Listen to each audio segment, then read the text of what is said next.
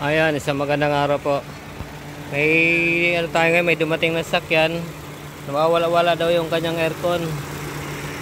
Ang problema nito ay malayo na yung kanyang malayo na kanyang gap sa compressor. Ayan o.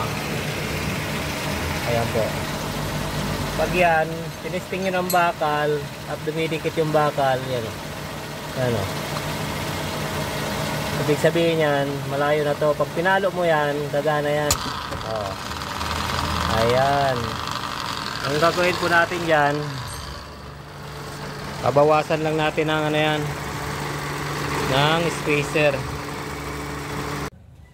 Ayan, buti na lang pagdating niya dito, talagang walang walang lamig. Kasi pag ganyan po na pag ganyan na nawawala yung lamig, tapos minsan ginagawa po ng driver, pinapatay niya yung aircon, tapos pagdating dito malamig na naman. Kaya minsan ang hirap hanapin ng problema kapag ganyan. Pero buti na lang po. Buti na lang po hindi niya pinatay. Dinala niya dito ng nakaon ng kanyang aircon, kaya nung tiningnan ko po kanina, yun. May kuryente yung kanyang compressor, kaya lang ayaw gumana. Ayan po. Kaya ang gagawin po natin yan, babawasan lang po natin ng spacer. Tapos okay na po yan. Wala po tayo papalitan, may babawasin pa po. Ayan, ganito po pag yan, pagtanggal yan. Nakalangan lang natin. Hindi na natin ibababa yung hindi na kailangan ibaba pa yung compressor. Kasi ito lang po ang gagawin natin, babawasan lang ng spacer. Kailang hirap pihitin ito. Pilip na malaki, Jack.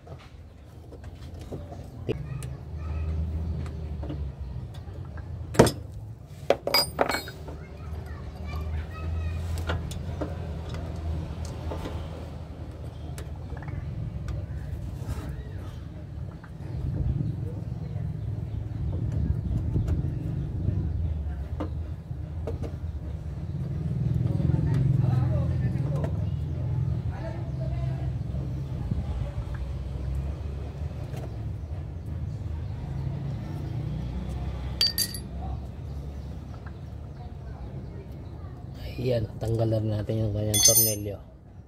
Yan, dahan-dahan natin bunutin na to.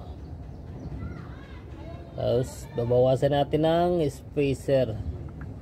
Ayan.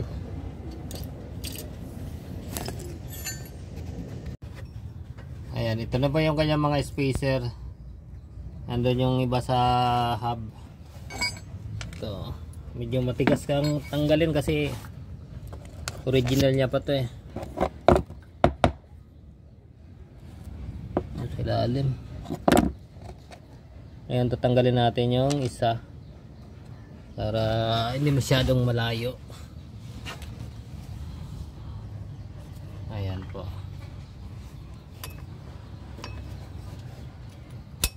Ayan.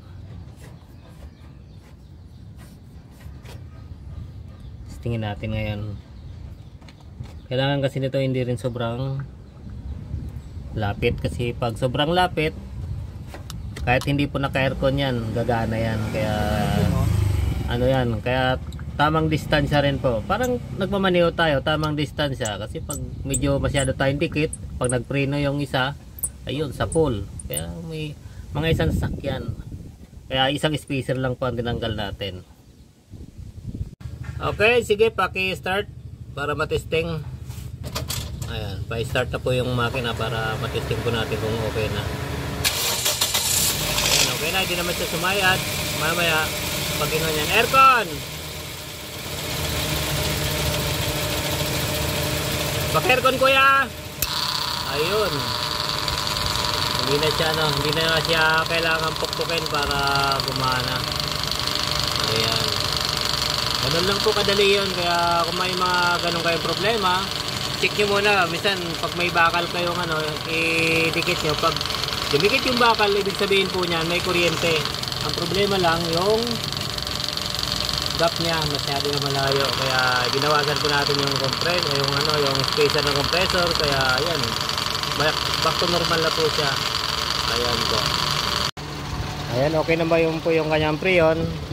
Ang nakita ko lang problema, kulang sa dilig. Parang babae rin pala yung aircon. Kailangan didiligan. Ayan po. Oh. Yan. Ito. Ano natin ang tubig. Ayun. Yun, bumabalak, kumalma na. Ang tao, ganun din. Pag nadiligan, kumakalma na rin. Ayan, tawa si Kuya. Parang aircon din pala ang ano. Parang ang aircon pala. Parang babae din. Ayan, okay na yan. Ayan, kayo umuulan na.